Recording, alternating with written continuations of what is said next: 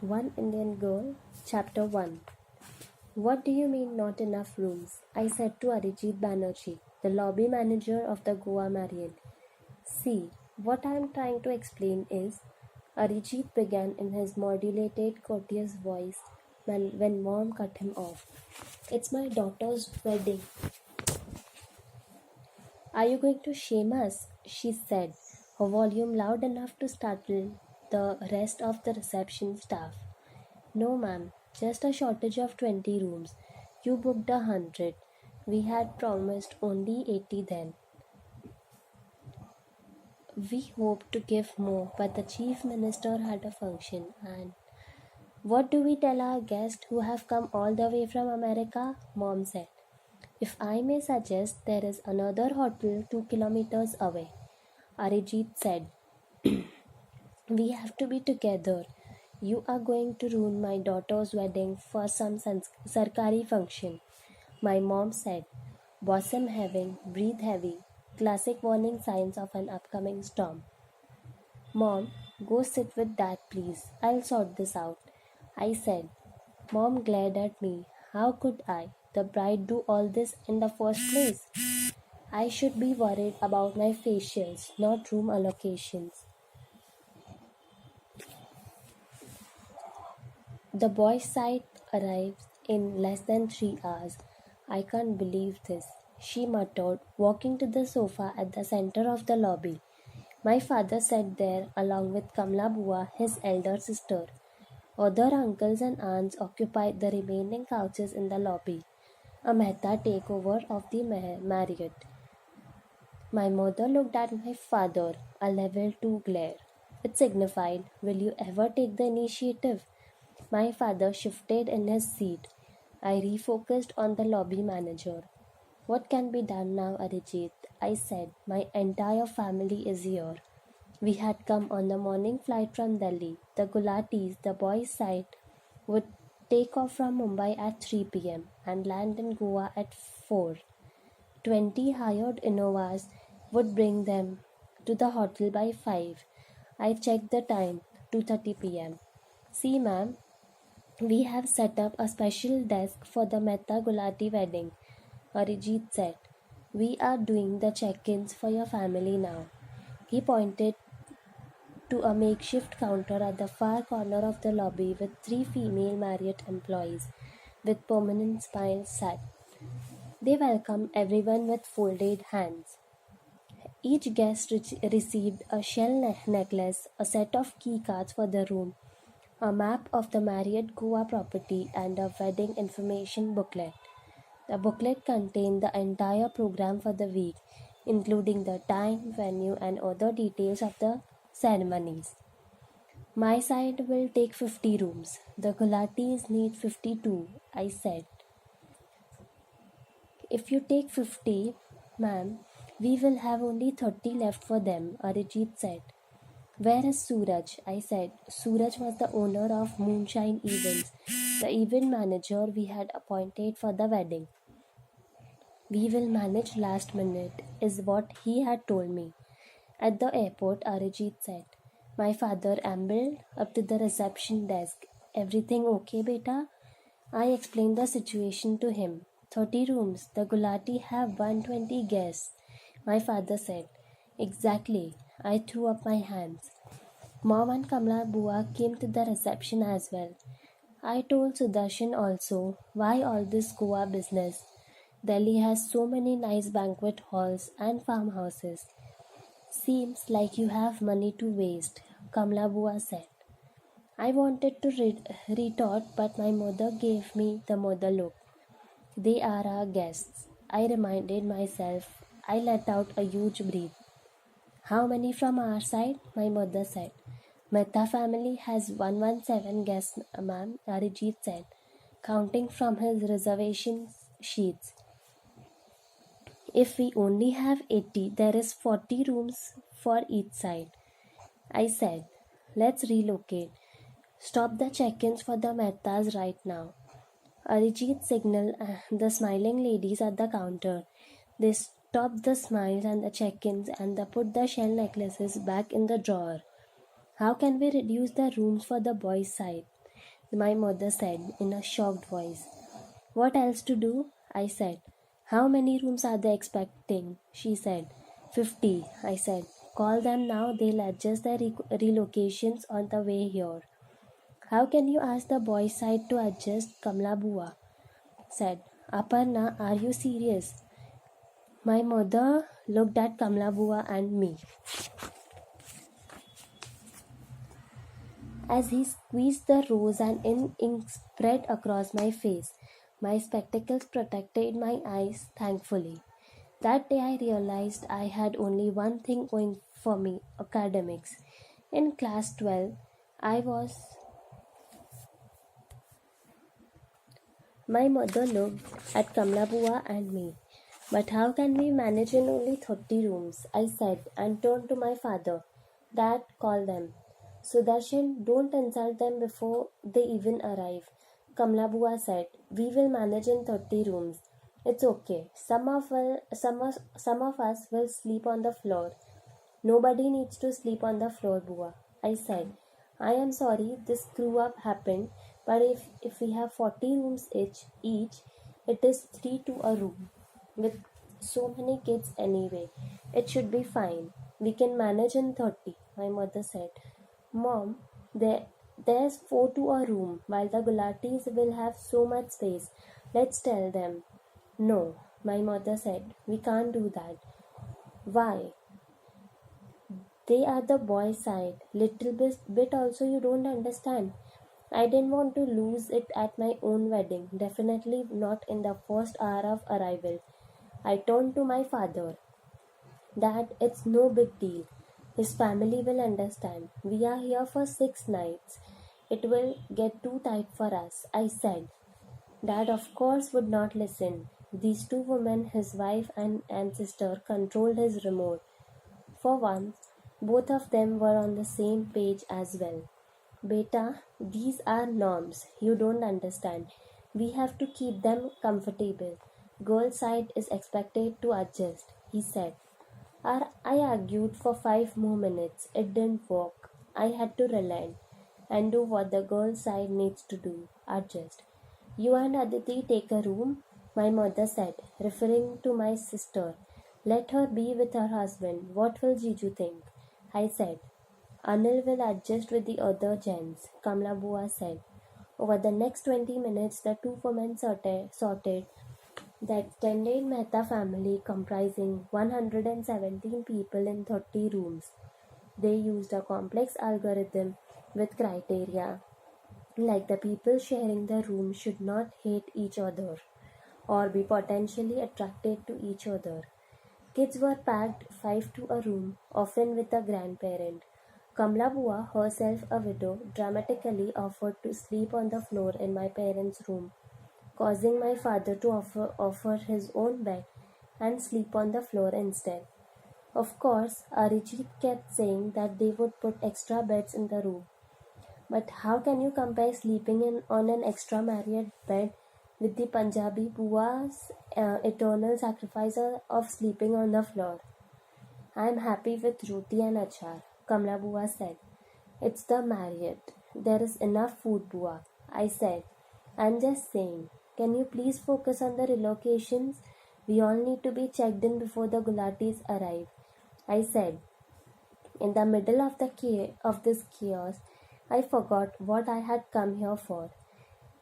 I had come to change my life forever, to do something I would never believed in my whole life, to do something I never thought I would.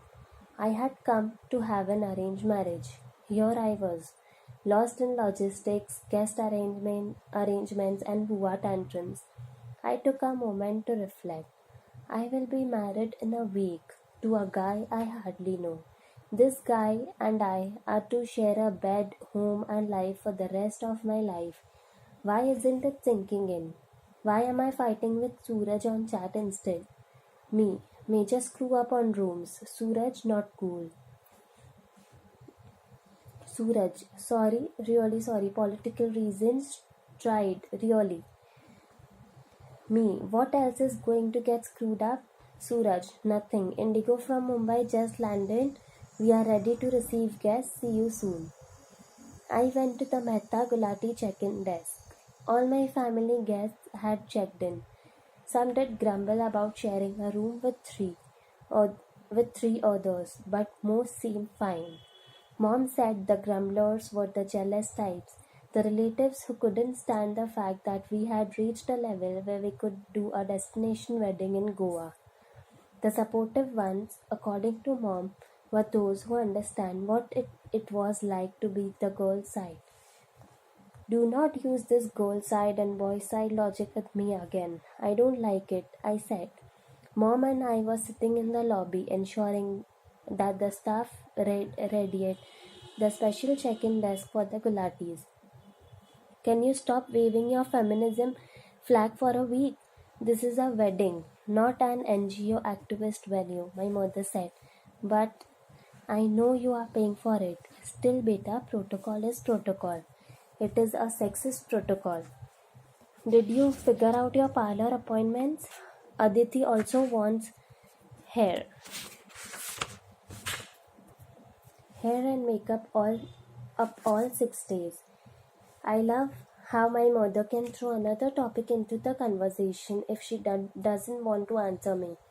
Of course she does, I said. No, now go change, Mom said. What? You are going to meet the boy side in jeans and t-shirt. And look at your neck. Again you said boy side. And what's wrong with my neck? There is no jewelry. Go change into a salwar kameez and wear a chain from my jewelry box. I have just arrived. I am working to settle the guests in. Why am I expected to doll up? Is the boy expected to dress up right after he gets off a flight? My mother folded her hands. When logic fails, she does this. Brings both her hands together dramatically. Strangely, it works. I relented and stood up. She handed me the key cards to her and my room.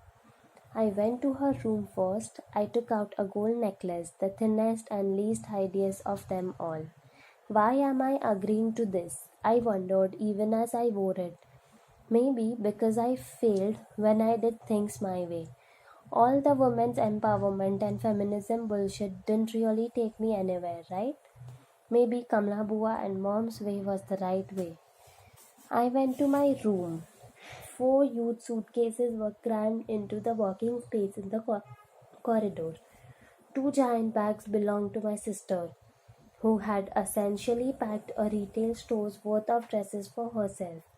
I opened one of my suitcases, took out a yellow silk salwar kameez with a slim zari border. My mother had told me no cottons this week. I undressed. I looked at myself in the mirror. My wavy hair had grown and now reached my shoulders. I looked slim. The 2 men died before the wedding had held.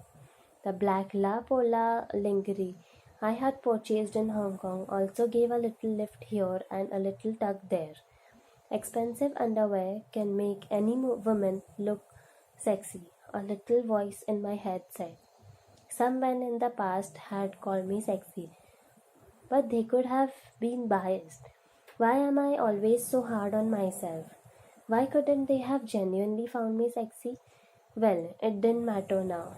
I would be undressing in front of a new man soon. The thought made me shudder. I walked closer to the mirror. I saw my face up close. It's all happening. Radhika, I said out loud. Hi, I am Radhika Mehta and I am getting married this week.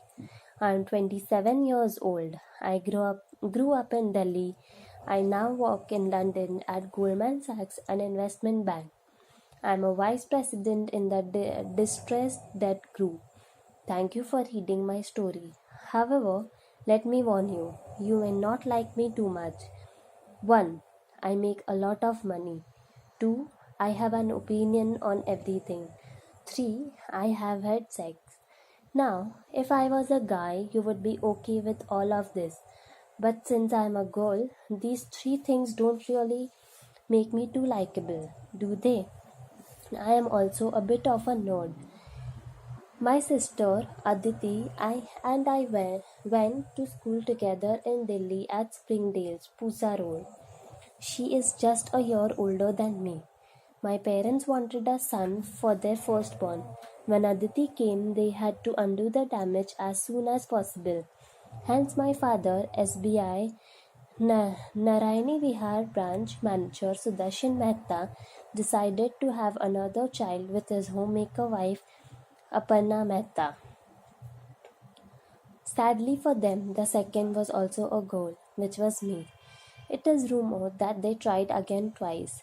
Both times my mother had an abortion because it was a girl. I confronted her on this topic years ago, but she brushed it off. I don't remember, actually, she said, but I am happy with my two daughters. You don't remember two abortions. You'll judge me, so no point telling you. You don't know what it is like to be without a son. I had stopped asking her after that. In school, Aditi Didi was 100 times more popular than me. She was the girl boys had crushes on. I was the girl who started to wear spectacles in class 6. Aditi Didi is fair complexion. I am what they call wheatish in matrimonial sites. Why don't they call white skinned people as rice-ish? We look like the before after pictures in a fairness cream ad. I am the before picture, of course. Aditi Didi started dieting from age 12 and waxed her legs from age 13. I topped my class at age 12 and won the Maths Olympiad at age 13. Clearly, she was the cooler one. In school, people either didn't notice me or made fun of me. I preferred the former. Hence, I stayed in the background with my books. Once, in class 10, a boy asked me out in front of the whole class. He gave me a red rose along with an Archie's greeting card. Overwhelmed, I cried tears of joy. Turned out it was a prank. The entire class laughed as he squeezed the rose and ink sprayed across my face. My spectacles protected my eyes, thankfully. The day I realized I had only one thing going for me, academics. In class 12, I was the school topper. I ranked among the top 5 in Delhi, which, come to think of it, was a major loser-like thing to do. Unlike me, Aditi Didi had barely passed class 12 a year ago. However, she did win the official title of Miss Hotness at her farewell. In some ways, oh well, in every way, that was a bigger achievement than topping CBSE. Have you heard about the insane cutoffs at Delhi University? I am the kind of student that causes one of them. I scored a 98% aggregate in class 12.